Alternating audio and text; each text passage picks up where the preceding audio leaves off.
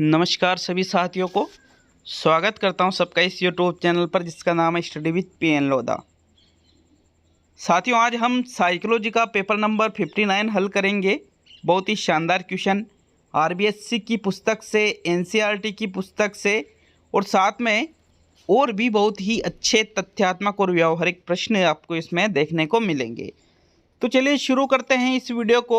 लेकिन आपको बता दूं साथियों, एग्ज़ाम भी आपके बहुत जल्द एग्ज़ाम की डेट आने वाली है 2-4 दिनों में। तो लग रहा है कि जुलाई में एग्ज़ाम नहीं होगा, अगस्त में नहीं, बल्कि सितंबर में एग्ज़ाम होने की पूरी संभावनाएं बताई जा रही है। तो आप देखिएगा, जून का महीना है, जुलाई का है, अगस्त का है, मतलब वही 3 महीने मैंने पहले ही बता दिए थे कि लगभग सितंबर में एग्ज़ाम आपके हो सकता है। सितंबर अक्टूबर मैंने बताया था, सितंबर या अक्टूबर में। तो अच्छे से तैयारी शुरू कर दीजिए वापस, नहीं तो फिर टाइम नहीं बचेगा। पहला क्वेश्चन है, निम्न में से कौन सा स्प्रेंजर के द्वारा दिया गया व्यक्तित्व का वर्गीकरण नहीं है? सैद्धांतिक, सुडोलकाय, कलात्मक और सामाजिक। तो स्प्रेंजर ने जो व्यक्तित्व का वर्गीकरण किया है, इसमें से कौन सा नहीं बताया गया है कि भाई ये व्यक्तित्व का प्रकार स्प्रेंजर के द्वारा नहीं बताया है? तो देखिए, इन्होंने व्यक्तित्व के प्रकारों में कलात्मक, सामाजिक, सैद्धांतिक तीनों बताया है। लेकिन साथियों, ये जो सुडोलकाय है, ये सुडोलकाय स्प्रेंजर के द्वारा नहीं बताया गया है। ठीक है, सुडोलकाय, गोलकाय ये अलग प्रकार है, ये अलग मनोवैज्ञानिक के द्वारा बताए गए हैं। तो यहाँ पर दूसरा जो विकल्प है प्रश्न नंबर 1 में, वही आपका राइट आंसर रहेगा। प्रश्न नंबर 2 पे आते हैं। दूसरा क्वेश्चन है साथियों, निम्न में से कौन सा घटक गिलफोर्ड द्वारा प्रदत्त बुद्धि की विषय वस्तु विमा की नहीं है? सांकेतिक, शाब्दिक, आकृतिक और संज्ञान। प्रश्न को समझिए, फिर आंसर दीजिए, क्योंकि प्रश्न ये पूछ रहा है आपसे कि गिलफोर्ड ने जो अपना सिद्धांत दिया है बुद्धि के विषय में, उसमें इन्होंने जो विषय वस्तु बताए हैं, विषय वस्तु, इसके अंतर्गत कौन सी चीज़ नहीं आती है? तो देखिए, इन्होंने विषय वस्तु को जो अलग अलग भागों में डिवाइड किया है, इन्होंने सांकेतिक, शाब्दिक, आकृतिक तीनों प्रकार की तो बताई है, लेकिन ये जो संज्ञान है, संज्ञान जैसी विषय वस्तु नहीं बताई है। मतलब संज्ञान अलग होता है, विषय वस्तु में नहीं आएगा साथियों। यहाँ पर चौथा विकल्प सही है। प्रश्न नंबर 2 में इन्होंने अपने सिद्धांत में जो 120 कक्ष बुद्धि के बताए हैं, इन्होंने बुद्धि के 3 घटक बताए हैं: संक्रिया, विषय वस्तु और उत्पादन। संक्रिया, विषय वस्तु और उत्पादन, ये 3 चीज़ें बताई है। अब यहाँ पर जो विषय वस्तु के जो घटक बताए हैं, उसमें आकृतिक, शाब्दिक, सांकेतिक और व्यावहारिक चौथा प्रकार है विषय वस्तु का, लेकिन संज्ञान विषय वस्तु का प्रकार इन्होंने नहीं बताया है। तो यहाँ जो चौथा विकल्प है वही आपका राइट आंसर है दूसरे क्वेश्चन का।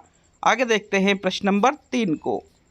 तीसरा क्वेश्चन है आपके, बालक के विकास के संदर्भ में कौन सा कथन सत्य है?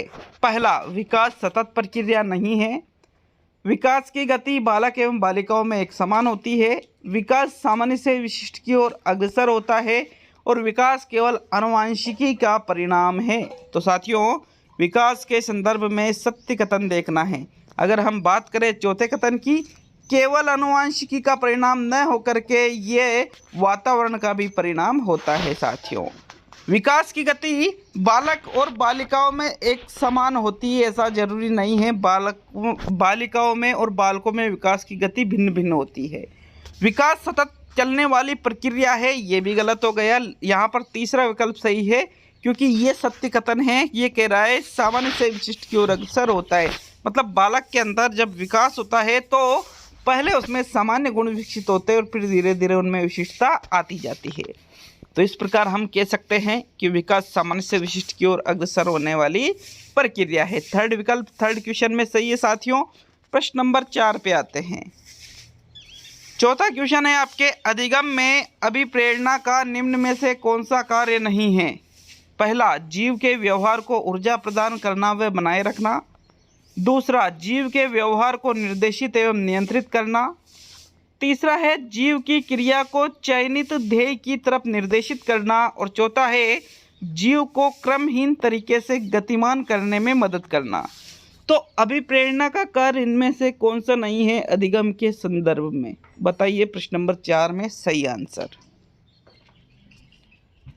तो चौथे क्वेश्चन में देखेंगे पहले विकल्प को कि यह जीव के व्यवहार को ऊर्जा प्रदान करता है। बिल्कुल, अभिप्रेरित व्यक्ति के अंदर एक असीम ऊर्जा का संचार होता है और वो ऊर्जा बनी रहती है यदि व्यक्ति अभिप्रेरित है। तो जो अभिप्रेरणा है ये जीव के व्यवहार को निर्देशित और नियंत्रित भी करती है। ये जीव की क्रिया को चयनित ध्येय की तरफ, चयनित ध्येय मतलब जो हमारा लक्ष्य है उसकी तरफ निर्देशित करती है, उसकी तरफ ले जाती है। लेकिन जो चौथा कथन है क्रमहीन तरीके से गतिमान, तो क्रमहीन तरीके से थोड़ी एक क्रमिक तरीके से गतिमान करने में मदद करेगी, न कि क्रमहीन। तो ये क्रमहीन शब्द गलत है और यही आपका राइट आंसर है, क्योंकि क्या पूछा है? अभिप्रेरणा का कार्य नहीं है। तो चौथा जो कार्य है वो अभिप्रेरणा का नहीं है साथियों। चौथा विकल्प राइट आंसर है चौथे क्वेश्चन में। प्रश्न नंबर 5 पे आते हैं।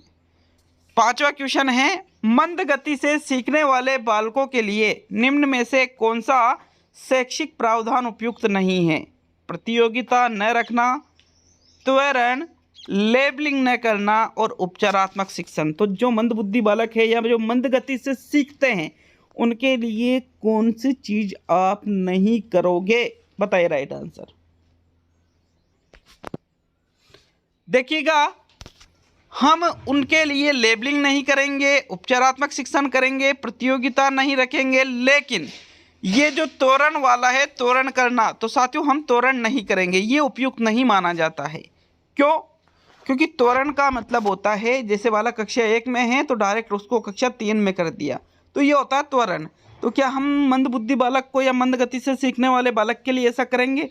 एक बीच में क्लास छुड़वा के अगली कक्षा में प्रोन्नत कर देना, ऐसा हम नहीं कर सकते, क्योंकि बालक पहले से कमजोर है और उसको डायरेक्टली उच्च कक्षा में भेज दिया बिना कक्षा पढ़ाए ही, तो फिर वो गलत हो जाता है बिल्कुल ही। ये तो प्रतिभाशाली बालकों के लिए होता है।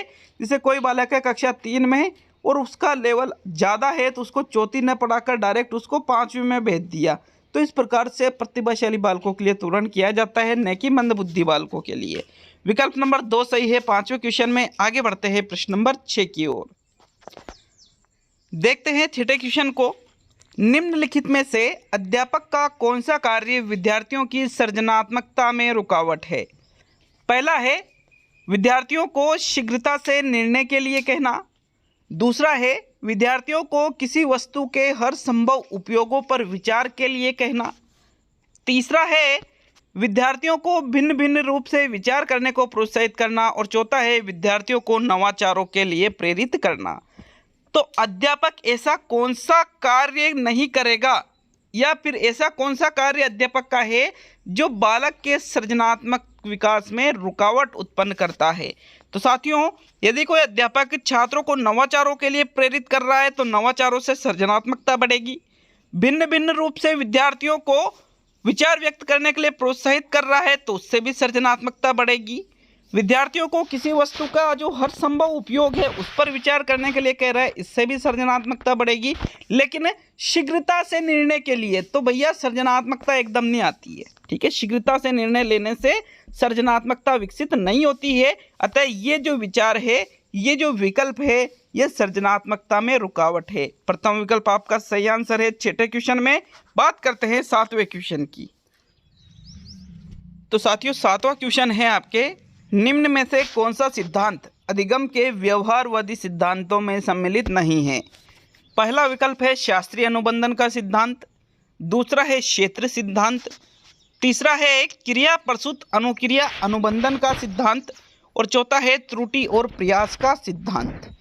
देखिए, अधिगम के सिद्धांतों को 2 भागों में डिवाइड किया गया है। एक तो व्यवहारवादी सिद्धांत और एक होते हैं संज्ञानवादी सिद्धांत, या जिनको क्षेत्रवादी सिद्धांत भी कहा जाता है। तो साथियों, यहाँ पर शास्त्रीय अनुबंधन का, क्रिया प्रसूत, त्रुटि और प्रयास, ये तीनों तो व्यवहारवादी सिद्धांतों में आएंगे, लेकिन जो क्षेत्रवादी सिद्धांत है ये संज्ञानवादी सिद्धांतों में आता है। क्षेत्रवादी सिद्धांत के जनक है कर्ट लेविन। कौन है साथियों? Kurt Lewin. शास्त्रीय अनुबंधन का सिद्धांत, क्रिया प्रसूत अनुक्रिया अनुबंधन का सिद्धांत, त्रुटि और प्रयास का सिद्धांत, ये चीज़ मैं नहीं बता रहा हूँ क्योंकि ये आप कमेंट बॉक्स में कमेंट करके जाओगे। कॉमन सी चीज़ है, सभी को याद होना जरूरी है, तो इसलिए आप कमेंट बॉक्स में कमेंट करके जाए कि ये तीनों सिद्धांत किनके द्वारा प्रस्तुत किए गए थे। ठीक है, दूसरा विकल्प यहाँ पर सही रहेगा 7वें क्वेश्चन में। नेक्स्ट आगे बढ़ते हैं प्रश्न नंबर 8 की ओर। 8वां क्वेश्चन है आपके, निम्न में से कौन सा कथन अधिगम के बारे में सर्वाधिक उपयुक्त है? यह अप्रकट प्रक्रिया है, यह अनायास होता है, यह व्यवहार में अस्थायी परिवर्तन है, और यह प्रक्रिया है उत्पाद नहीं। तो इस क्वेश्चन को मैंने बहुत ही सोच समझ के सम्मिलित किया है क्योंकि ऐसा ही क्वेश्चन एक बार मैं पहले लेकर आया था और उसमें कुछ डाउट होने के कारण या फिर एक दो जगह आंसर गलत दे रखा था। गूगल पर भी देखा तो वहाँ पर भी कुछ मिस्टेक थी, एक दो बुक्स में भी मिस्टेक थी। फिर उसके बारे में अच्छे से जानकारी ली और फिर इस क्वेश्चन को मैं वापस लेकर आया हूँ। देखिए, अधिगम के बारे में सर्वाधिक उपयुक्त देखना है तो अप्रकट प्रक्रिया नहीं कह सकते, अनायास नहीं होता है, प्रयास करना पड़ता है, अस्थायी परिवर्तन नहीं है बल्कि स्थायी परिवर्तन है। तो तीनों विकल्प गलत है, लेकिन जो चौथा विकल्प है यह प्रक्रिया है उत्पाद नहीं। अधिगम ओनली यहाँ पे प्रोसेसिंग के अंतर्गत आएगा, मैन्युफैक्चरिंग उत्पादन के अंतर्गत नहीं आएगा साथियों। यहाँ पर देखिएगा, जब इस क्वेश्चन को मैं पहले लेकर आया था तो ये चौथा विकल्प है, इसको ही घुमा करके उसमें दे रखा था कि अधिगम प्रक्रिया है उत्पाद नहीं, अधिगम उत्पाद है प्रक्रिया नहीं, अधिगम प्रक्रिया व उत्पाद दोनों हैं, अधिगम उत्पाद व प्रक्रिया दोनों नहीं है। तो इस प्रकार से वहाँ पर शायद मैंने बताया था कि अधिगम प्रक्रिया व उत्पाद दोनों है, लेकिन उसमें बहुत सारी गलतियाँ थी साथियों उस क्वेश्चन में। मतलब जहाँ भी देखा हर जगह गलत ही प्रिंटिंग मिली। फिर उसमें बाद में अच्छे से खोज करके निकाला तो उसमें सामने आया कि अधिगम सिर्फ प्रक्रिया है, अधिगम उत्पादन नहीं है साथियों। याद रखिएगा इस चीज़ को, अधिगम सिर्फ प्रक्रिया है उत्पादन नहीं है। बहुत ही इंपॉर्टेंट लाइन है ये। चौथा विकल्प सही है प्रश्न संख्या 8 में। नेक्स्ट आगे बढ़ते हैं प्रश्न नंबर 9 की ओर। तो साथियों 9वां क्वेश्चन देखेंगे, मनोविज्ञान ने शिक्षा को बना दिया है शिक्षक केंद्रित, बालक केंद्रित, विषय केंद्रित, पाठ्यचर्या केंद्रित। तो मनोविज्ञान क्या मानती है, शिक्षा कैसी होनी चाहिए? साइकोलॉजी क्या कहती है कि भाई एजुकेशन ऐसी होना चाहिए जो बच्चों को एक्टिव रखे। बच्चे एक्टिव किस में रहेंगे? बाल केंद्रित में। ठीक है, बालक को ध्यान में रख कर के यदि शिक्षा दी जाए मनोविज्ञान के सिद्धांतों के अनुरूप तो फिर वहाँ पर कारगर शिक्षा होती है। तो बालक केंद्रित मनोविज्ञान ने शिक्षा को बनाया है। दूसरा विकल्प आपके 9वें क्वेश्चन में सही है। आगे बात करेंगे प्रश्न नंबर 10 की। 10वां क्वेश्चन, सामाजिक अधिगम में वह प्रक्रिया जिसमें बालक दूसरों का प्रेक्षण व अनुकरण करके सामाजिक एवं संज्ञानात्मक व्यवहार सीखता है कहलाती है। अभिप्रेरणा, मॉडलिंग, संवेग और मूल प्रवृत्ति। तो देखिए, सामाजिक अधिगम में उस प्रक्रिया को क्या कहेंगे जिसमें बालक दूसरों का प्रेक्षण कर रहा है और उनका अनुकरण करके सीख रहा है। बताइए 10वें क्वेश्चन का सही आंसर। तो देखिए, अगर बालक दूसरों का प्रेक्षण का मतलब क्या है? उनको देखना और फिर उनका अनुकरण करके सामाजिक और संज्ञानात्मक व्यवहार सीख रहा है तो उसको अभिप्रेरणा नहीं कहेंगे, संवेग और मूल प्रवृत्ति भी नहीं कहेंगे, बल्कि उसको मॉडलिंग कहा जाता है। क्या कहा जाता है? उसको मॉडलिंग कहा जाता है साथियों, जिसमें बालक दूसरों को देख कर के अनुकरण के माध्यम से सीखता है। सेकंड विकल्प 10वें क्वेश्चन में सही है। आगे बात करेंगे प्रश्न नंबर 11 की। तो आपके 11वां क्वेश्चन है, वह तार्किक प्रक्रिया जिसके द्वारा विशेष घटनाओं से सामान्य सिद्धांतों तक पहुंचता है। आगमनात्मक तर्कना, निगमनात्मक तर्कना, संरचनावादी तर्कना और संश्लेषण तर्कना। तर्कना का नया टॉपिक आपके सिलेबस में ऐड हुआ है, तो लगभग बहुत ही ज़्यादा चांस है कि साइकोलॉजी में तर्कना से क्वेश्चन बनेगा। ज़्यादा कुछ नहीं करना है, आपको तर्कना के प्रकारों को पढ़ना है। मैंने वीडियो भी डाल रखा है हालांकि तर्कना के ऊपर आरबीएससी और एनसीईआरटी के नोट्स में से। तो देखिए, जिसमें विशिष्ट से सामान्य की ओर बढ़ा जाता है, विशिष्ट से सामान्य की ओर बढ़ा जाता है, ऐसी तर्कना को आगमनात्मक तर्कना कहा जाता है। और जिसमें सामान्य से विशिष्ट की ओर बढ़ा जाता है उसे निगमनात्मक तर्कना कहा जाता है। पहला विकल्प आपका सही है साथियों 11वें क्वेश्चन में।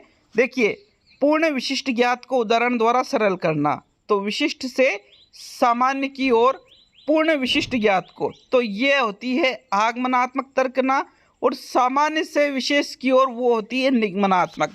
अब यहाँ पर क्या कर रहा है, विशेष से सामान्य की ओर, तो फिर विशिष्ट से सामान्य की ओर किस में रहेगा, आगमनात्मक तर्कना में रहेगा साथियों। अच्छे से याद रखना है, प्रथम विकल्प सही है प्रश्न नंबर 11 में। अगर ये उल्टा होता तो फिर वही निगमनात्मक तर्कना हो जाती। प्रश्न नंबर 12 की ओर बढ़ते हैं। किसी उद्दीपक के पता लगाने की आवश्यक न्यूनतम तीव्रता कहलाती है विभेदन, निरपेक्ष सीमांत, समंजन और इनमें से कोई नहीं। तो कोई भी उद्दीपक हो, उस उद्दीपक का यदि आपको पता लगाना है कि हाँ ये उद्दीपक है, उसके लिए जो न्यूनतम सीमा होती है उसको क्या कहा जाता है, उसको क्या कहा जाएगा साथियों। एनसीईआरटी की किताबों में से क्वेश्चन बनाए गए हैं ये, तो बताइए 12वें क्वेश्चन का सही आंसर। तो देखिए, कोई सा भी उद्दीपक हो, उसको पता लगाने की जो आवश्यक न्यूनतम सीमा है, उसकी तीव्रता को ही, न्यूनतम तीव्रता को निरपेक्ष सीमांत के नाम से जाना जाता है। क्या कहते हैं उसको, निरपेक्ष सीमांत। सेकंड विकल्प 12वें क्वेश्चन में सही है साथियों। आगे बढ़ते हैं प्रश्न नंबर 13 की ओर। 13वां क्वेश्चन है, यह विश्वास की निर्जीव वस्तुओं में जीवन जैसे गुण होते हैं और वे कार्य करने में सक्षम होते हैं कहलाता है। जीववाद, अहम केंद्रवाद, भाव प्रबोधन और उपलब्धि की आवश्यकता। 13वें क्वेश्चन को सोच करके समझ करके आंसर दीजिए, फिर हम इस क्वेश्चन को समझेंगे। तो देखिए, निर्जीव वस्तुओं में भी जीवन जैसे गुण, मतलब ये कहलाता है जीववाद। क्या कहलाता है ये, जीववाद कहलाता है साथियों। जबकि अहम केंद्रवाद का मतलब होता है सब कुछ खुद पर ही केंद्रित मानना, जैसे सूरज मेरे साथ साथ चलता है, मैं जहाँ भी जाता हूँ चांद मेरे साथ साथ चलता है, इस प्रकार से वो अहम केंद्रवाद होता है। प्रथम विकल्प यहाँ पर सही है। 13वें क्वेश्चन में बात करेंगे प्रश्न नंबर 14 की। 14वां क्वेश्चन में पहले भी आपसे पूछ चुका हूँ। क्या है, डेविड एलकाइट के अनुसार बालक कौन सी अवस्था में विशेष प्रकार का अहम केंद्रवाद विकसित करता है जिसमें काल्पनिक श्रोता एवं व्यक्तिगत दंतकथा नामक दो घटक पाए जाते हैं। शैशवावस्था, बाल्यावस्था, किशोरावस्था और प्रौढ़ावस्था। बहुत ही इंपॉर्टेंट क्वेश्चन है, डायरेक्टली एग्जाम में क्वेश्चन आ सकता है। आरबीएससी और एनसीईआरटी की बुक्स में अलग से ही इस मैटर को दिया गया है साथियों, विशेष रूप से उदाहरण के माध्यम से।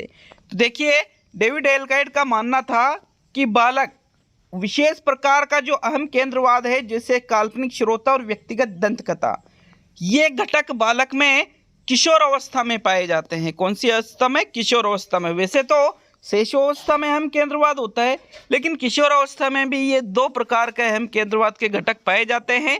काल्पनिक श्रोता व्यक्तिगत दंतकथा, मतलब खुद की एक कहानी बना लेता है जिसमें खुद वो हीरो होता है उस कहानी का। काल्पनिक श्रोता का मतलब वो सोचता है कि लोग मेरे बारे में ही बातें करते रहते हैं। तो इस प्रकार से ये जो दो प्रकार के घटक है, ये किशोरावस्था में होते हैं साथियों। डेविड एलकाइट के अनुसार ये है। प्रश्न नंबर 14 में तीसरा विकल्प राइट है। प्रश्न नंबर 15 पे आते हैं। ऋणात्मक प्रबलक का उदाहरण है, ट्रैफिक पुलिस द्वारा दुर्घटना से बचने के लिए सीट बेल्ट न पहनने पर चालान काटना, दुखदाई ठंड से बचने के लिए ऊनी कपड़े पहनना, भूख लगने पर भोजन करना और 1 व 2 सही है। देखिए, ये क्वेश्चन मैं पहले भी करा चुका हूँ और मैंने वहाँ पर चौथा विकल्प सही बताया था, लेकिन आप लोगों ने कमेंट किया था कि सर इसमें ओनली पहला विकल्प ही ऋणात्मक प्रबलक का उदाहरण है, क्योंकि यहाँ पर ऊनी कपड़े पहनना तो व्यक्ति चाहता है, भोजन करना व्यक्ति चाहता है, लेकिन चालान कटवाना नहीं चाहता है। तो यहाँ पर आप सभी का कमेंट था कि इसमें प्रथम विकल्प सही है, बट इसमें जो दूसरा विकल्प है आरबीएससी ने दे रखा है ऋणात्मक प्रबलक में। लेकिन हाँ, मेरा भी यही मानना है कि भाई यहाँ पर चालान का कटवाना व्यक्ति नहीं चाहता है, ऊनी कपड़े पहनना, भोजन करना ये तो व्यक्ति चाहता है, तो फिर ये ऋणात्मक में कैसा आएगा। बिल्कुल सही कमेंट थे आपके, इसलिए यहाँ पर जो प्रथम विकल्प है वही सही माना जाएगा। लेकिन आप फिर भी कमेंट बॉक्स में कमेंट कर सकते हो प्रश्न नंबर 15 के लिए कि आपके अनुसार इसमें क्या चौथा सही है, दूसरा तीसरा तो नहीं रहेगा, प्रथम तो बिल्कुल राइट है, लेकिन यहाँ पर जो चौथा है या फिर दूसरा भी इसमें आपको लगता है कि ऋणात्मक प्रबलक का है, इसके लिए कमेंट बॉक्स में आप कमेंट करके जरूर जाए।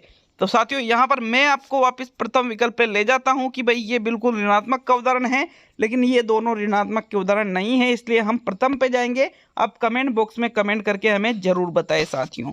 आगे बढ़ते हैं प्रश्न नंबर 16 की ओर। 16वां क्वेश्चन, प्रेक्षणात्मक अधिगम को अन्य किस नाम से जाना जाता है? सामान्यीकरण अधिगम, विभेदन अधिगम, उद्दीपक सीमांत अधिगम, सामाजिक अधिगम। तो देखिए जो प्रेक्षणात्मक अधिगम है, प्रेक्षणात्मक अधिगम को प्रेक्षण करके सीखना, प्रेक्षण मतलब देख करके, अवलोकन करके, फिर अनुकरण के माध्यम से सीखना ही प्रेक्षणात्मक अधिगम होता है, जो कि सामाजिक अधिगम का ही एक रूप है।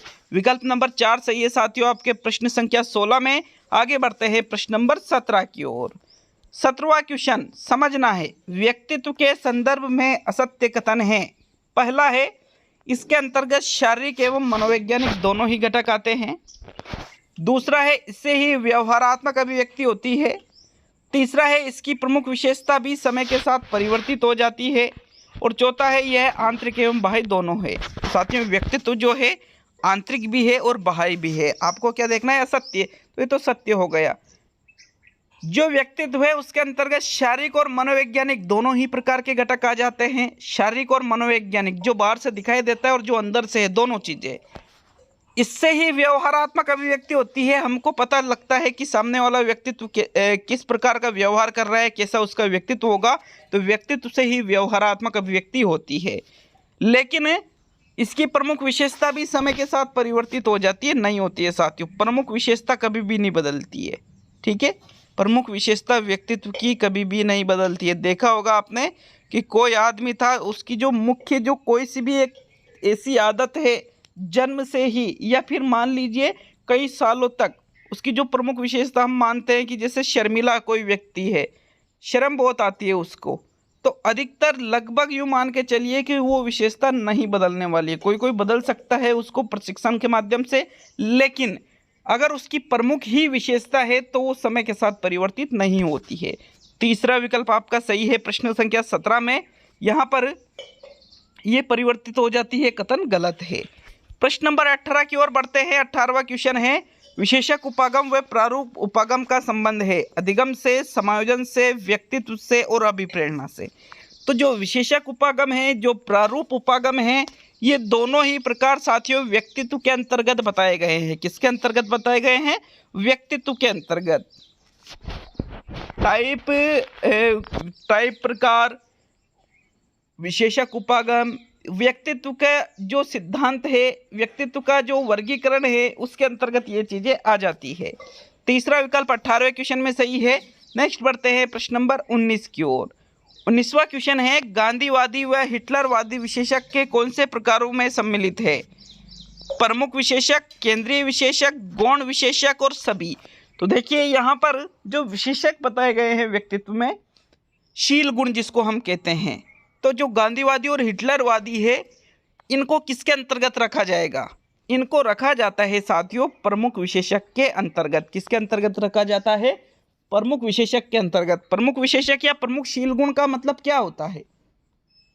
ऐसी विशेषता जो व्यक्ति को विश्व विख्यात कर दे। जैसे हिटलर का जो गुण था, या फिर उसका दोष, विशेषता कुछ भी मान सकते हो।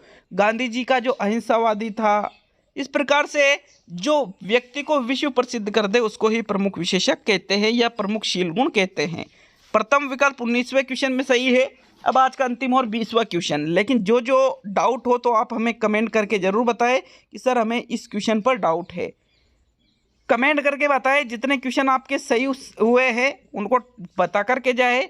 टेस्ट जैसा लगा जरूर बता कर जाए साथियों। और वीडियो अच्छा लगे तो एक छोटा सा लाइक तो बनता है। 20वां और आज का अंतिम क्वेश्चन, बार बार किसी स्वप्न का आना, अतीत अवलोकन, एकाग्रता में कमी एवं सांवेगिक शून्यता किन विकारों में आता है? आतंक विकार, दुश्चिंता, सामाजिक दुर्वृत्ति और अभिघातज उत्तर दबाव विकार। देखिए कोई स्वप्न आपको बार बार आ रहा है, ठीक है, एक ही स्वप्न बार बार आ रहा है। अतीत का अवलोकन हो रहा है, जो गुजर चुका है वही चीज बार बार दिमाग में आ रही है। एकाग्रता में कमी है, ध्यान केंद्रित नहीं हो पा रहा है। सांवेगिक शून्यता आ रही है, तो ये होती है अभिघातज उत्तर दबाव के विकार से। यहाँ पर चौथा विकल्प सही है प्रश्न नंबर 20 में। ये आज का टेस्ट भी पूरा हुआ साथियों। मिलते हैं अगले वीडियो में। सभी दोस्तों का बहुत बहुत धन्यवाद।